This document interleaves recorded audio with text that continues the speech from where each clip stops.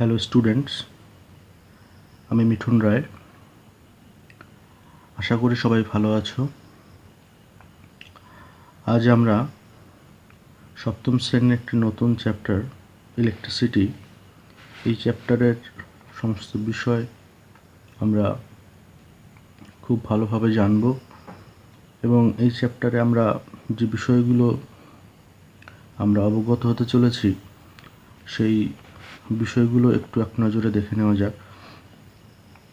Classification of materials according to their ability to conduct electricity, অর্থাৎ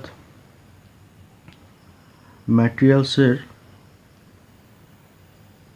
তড়িৎ পরিবাহিতার ক্ষমতা অনুযায়ী যে কতগুলো ভাগে ভাগ করা যায় সেই বিষয়গুলো আমরা জানব প্রথমে। তারপর ইলেকট্রিক কারেন্ট বলতে কী বোঝায় সেটা সম্পর্কে জানব। তারপর বেসিক ইলেকট্রিক্যাল কম্পোনেন্ট এই বিষয় সম্পর্কে জানব। Electric component and it's symbol, অর্থাৎ যে বিভিন্ন ইলেকট্রিক কম্পোনেন্ট আছে তাদেরকে সার্কিটে কীভাবে সিম্বল আকারে প্রকাশ করা হয় সেগুলো জানব। তারপর ইলেকট্রিক্যাল সার্কিট, অর্থাৎ ইলেকট্রিক্যাল সার্কিট বা তড়িৎ বর্তনী বলতে কী বোঝায় সেটা সম্পর্কে ডিটেলস জানব। তারপর Ohm's law and its limitation, resistivity, heating effect of electric current, magnetic effect of electric current and effect of electricity and generation of light, এই বিষয়গুলো আজ আমরা ডিটেলস জানব। এবার প্রথমেই আমরা চলে যাব classification of materials according to their ability to conduct electricity. তড়িৎ পরিবাহিতার ক্ষমতা অনুযায়ী পদার্থকে মূলত তিনটি ভাগে ভাগ করা হয়: কন্ডাক্টর, ইনসুলেটর অ্যান্ড সেমিকন্ডাক্টর। প্রথমে আমরা কন্ডাক্টর বলতে কী বোঝায় প্রথমে সেটা জেনে নেব। A conductor is a material in which the electrons are loosely bound to their central nucleus and are therefore free to drift around the materials and at random from one atom to another. অর্থাৎ একটা পরিবাহীর মধ্যে, কন্ডাক্টরের মধ্যে প্রচুর পরিমাণে free electron থাকে, অর্থাৎ মুক্ত ইলেকট্রন থাকে। এই মুক্ত ইলেকট্রনগুলোকে যদি আমরা বাইরে থেকে কোনো তড়িৎ ক্ষেত্র অ্যাপ্লাই করি তাহলে এই মুক্ত ইলেকট্রনগুলো একটা দিকে গতিশীল হতে শুরু করে, যার ফলে পুরো ম্যাটেরিয়ালস অর্থাৎ পদার্থটার মধ্যেই আমরা দেখতে পাই একটা জায়গা থেকে আর একটা জায়গায় ইলেকট্রনগুলো প্রবাহিত হচ্ছে, যার ফলেই ইলেকট্রিসিটি অর্থাৎ তড়িৎ প্রবাহের সৃষ্টি হয় কোনো একটা কন্ডাক্টরের মধ্যে। So electricity can flow easily through the conductor, অর্থাৎ সমস্ত মেটালস তারা কন্ডাক্টর হবে এবং তারা সহজেই তড়িৎ পরিবহন করতে পারবে। এছাড়া মেটাল ছাড়া কিছু নন মেটাল যেমন গ্রাফাইট আছে, গ্রাফাইটও কিন্তু তড়িৎ পরিবহন করতে পারে। আমরা যদি একটা অ্যাটমের কথা ভাবি তাহলে প্রতিটা অ্যাটম তিনটি ফান্ডামেন্টাল পার্টিকেল দ্বারা গঠিত: ইলেকট্রন, প্রোটন এবং নিউট্রন। প্রোটন এবং নিউট্রন থাকে কোথায় না অ্যাটমের একদম যে মাঝখানে সবচেয়ে হাই ডেন্সিটি যেখানে রয়েছে সেখানে প্রোটন এবং নিউট্রন একসঙ্গে আবদ্ধ অবস্থায় থাকে। এবং আমরা জানি যে প্রোটন পজিটিভ আধানযুক্ত কণা এবং নিউট্রন হচ্ছে আধানহীন। এবং ইলেকট্রনগুলো কী করে না, ইলেকট্রনগুলো নিউক্লিয়াসকে কেন্দ্র করে বিভিন্ন কক্ষপথে আবর্তন করে এবং এই ইলেকট্রনের আধান হলো ঋণাত্মক আধান।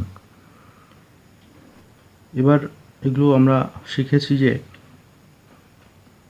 যে নিউক্লিয়াসের একদম ঠিক কাছেই যে কক্ষ থাকে সেটা হচ্ছে কে, তারপর এল, তারপর এম, এরকম পরপর বিভিন্ন কক্ষগুলো থাকে এবং প্রতিটি কক্ষে নির্দিষ্ট সংখ্যক ইলেকট্রন ঘুরপাক খায়।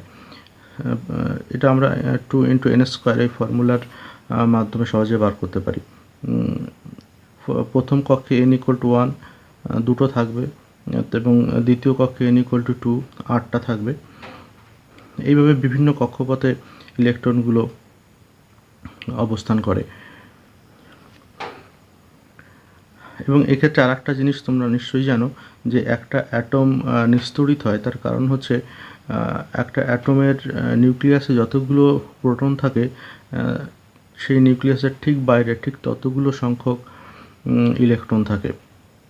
অর্থাৎ নিউক্লিয়াসের মোট যে আধানের পরিমাণ নিউক্লিয়াসের বাইরে যে টোটাল আধান আছে তার সঙ্গে সমান হয়। এবার মেটালের ক্ষেত্রে কি হয়? মেটালের ক্ষেত্রে একদম বাইরের কক্ষে, অর্থাৎ সবচেয়ে দূরের যে কক্ষ রয়েছে সেই কক্ষে যে ইলেকট্রনগুলো থাকে সেই ইলেকট্রনের উপর নিউক্লিয়াসের অ্যাট্রাকশন ফোর্সের পরিমাণ খুবই নগণ্য হয়, যার ফলে কি হয়, এই বাইরের কক্ষে অর্থাৎ আরও দূরের যে কক্ষগুলো আছে সেই কক্ষগুলোর ইলেকট্রনগুলো অনেকটা ফ্রি থাকে। অর্থাৎ সামান্য পরিমাণ বাহ্যিক কোনো যদি এক্সটার্নাল ফিল্ডের মাধ্যমে ফোর্স অ্যাপ্লাই করা যায় তখনই সেগুলো মুভ করতে শুরু করে, যার ফলে আমরা দেখি যে বিভিন্ন যে মেটালসগুলো আছে সেই মেটালসের মধ্যে যে ইলেকট্রনগুলো সেই ইলেকট্রনগুলো কিন্তু অনেকটাই ফ্রি।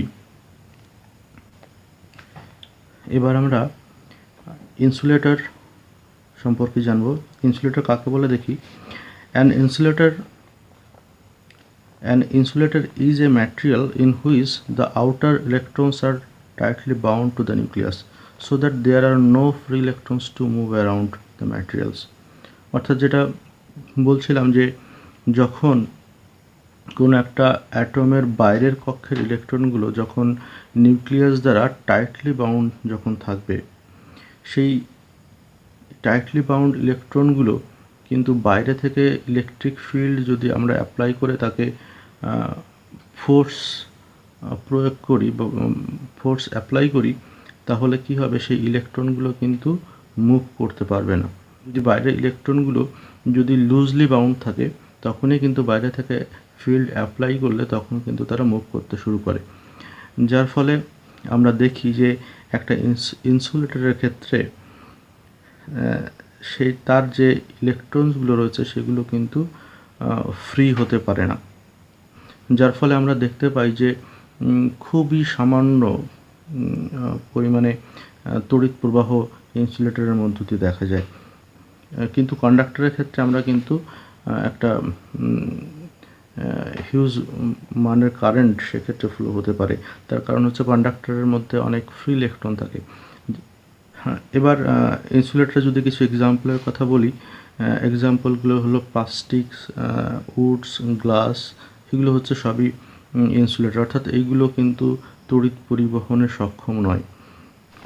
এবার আমরা সেমিকন্ডাক্টর সম্পর্কে জানব। সেমিকন্ডাক্টর কাকে বলে না, semiconductor is a material which is neither a good conductor of electricity nor a good insulator. Its conductivity lies midway between the conductor and an insulator. অর্থাৎ সেমিকন্ডাক্টর কি? সেমিকন্ডাক্টর হলো এমন একটা ম্যাটেরিয়ালস যেটা কিনা একটা ভালো পরিবাহী নয়, আবার ভালো ইনসুলেটর অর্থাৎ অপরিবাহীও নয়। এর কন্ডাক্টিভিটি অর্থাৎ পরিবাহিতা, একটা সেমিকন্ডাক্টরের পরিবাহিতা একটা কন্ডাক্টর এবং একটা ইনসুলেটরের ঠিক মাঝামাঝি অবস্থান করে।